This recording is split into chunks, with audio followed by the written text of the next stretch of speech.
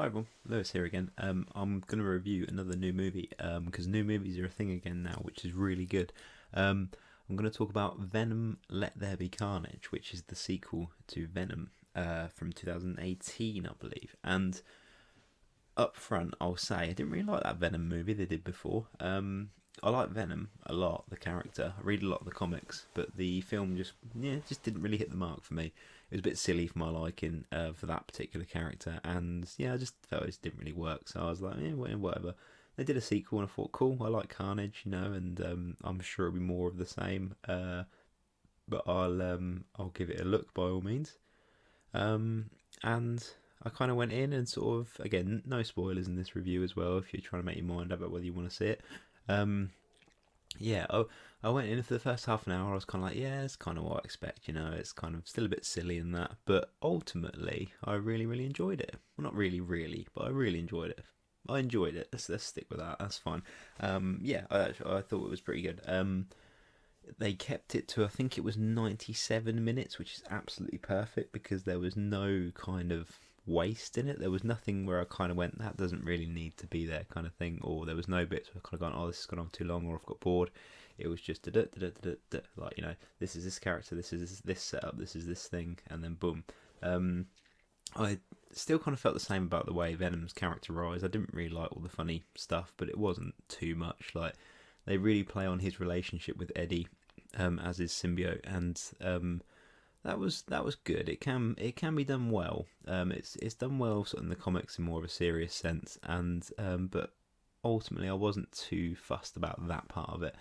I did like Woody Harrelson as Carnage, which I thought was an interesting casting because obviously we saw him in the post-credit scene in the first Venom, um, and I thought, oh, that's a pretty good shout. To be fair, he's not wearing the same wig he was wearing in that one, thankfully.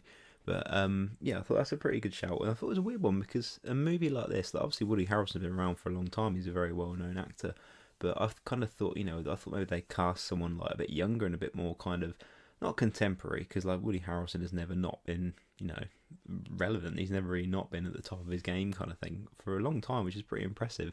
But so I'm glad they went with someone like that, someone with a bit more history behind him, a bit more kind of real acting chops, kind of thing, so to speak. And I thought Carnage was pretty good. Like, I waited a long time for a cinematic Carnage, um, and he does, like, again, no spoilers, so I won't do any specifics or anything. He does kind of kill people with just reckless abandon, as you'd expect. He just kind of does his thing, and just if someone's there, he'll just kill him, which is what Carnage does. He does have not so much a weakness outside of the obvious ones, if you know Venom, etc.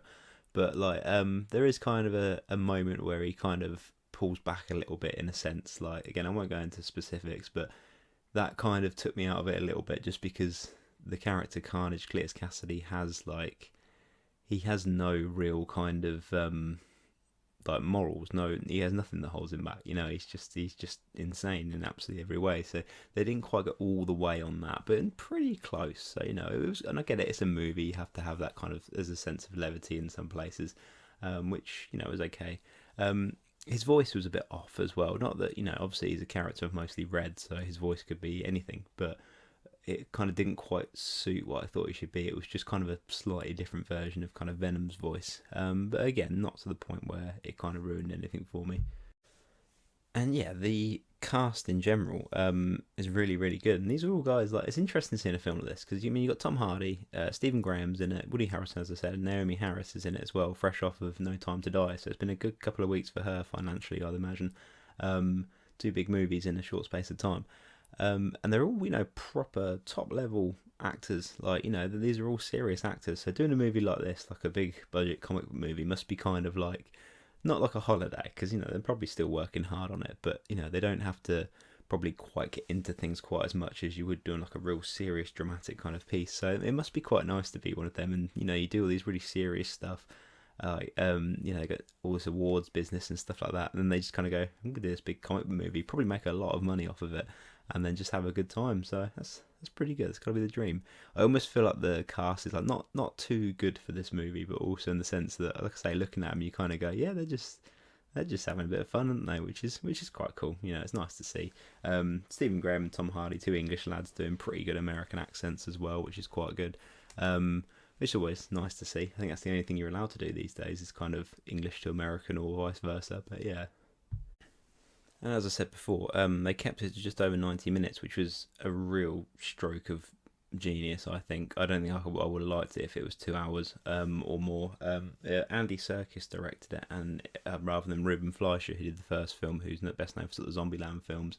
And I feel like that was quite a good decision. I don't know, obviously, if it was his decision or what, but to cut it down, not cut it down because I don't know how much was filmed, but to keep it to 90 minutes, like I say, everything kind of had a purpose to it, kind of thing. I found it interesting that it was 15 rated over here as well, which I think is probably like PG-13 in America. I don't know, because probably until sort of the final act of the film, so about an hour in, there wasn't really that much violence or bad language or anything like that, and I was quite surprised.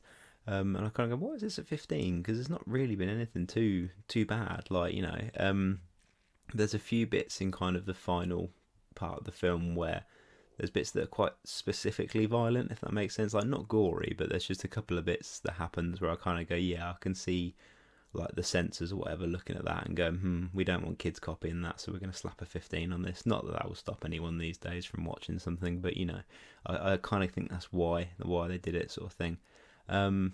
But yeah, overall, I enjoyed it. It was not a bad way to spend an hour and a half. I saw it on an IMAX screen, which is always pretty cool. It's pretty loud and in your face and stuff, which I like. But I wouldn't say it's essential to see it in IMAX. It's, you know, it's good, but yeah, it probably plays the same really. Once you get used to any kind of screen, it's just normal, isn't it? But yeah.